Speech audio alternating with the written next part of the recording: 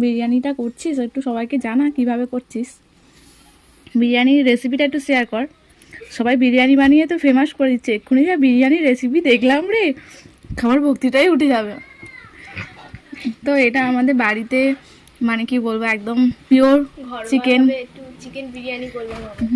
দেখা এই সবাই রাইস চিকেন বিরিয়ানি দেখেছে, আমরা হচ্ছে মুড়ি চিকেন বিরিয়ানি শেয়ার করবো তোমাদের সাথে, নতুন রেসিপি। এখানে এখানে ফোকাস কর। এই সাইজের 3টে চিকেন থাকবে, এই সাইজের একটা আলু। বাহ, আপনার দোকানে তো তাহলে ভিড় লেগে যাবে, আপনি এতগুলো বিরিয়ানি দিচ্ছেন। এই সাইজের আরেকটা থাকবে। এতটা বিরিয়ানি এতটা বিরিয়ানি কি বলে না বাবা, ওদের মধ্যে বুঝে বলতেই পারছি না। এতটা প্লেট ভর্তি বিরিয়ানি দিচ্ছেন, তার উপর সাইডের দুটো তেজপাতাও দেবেন।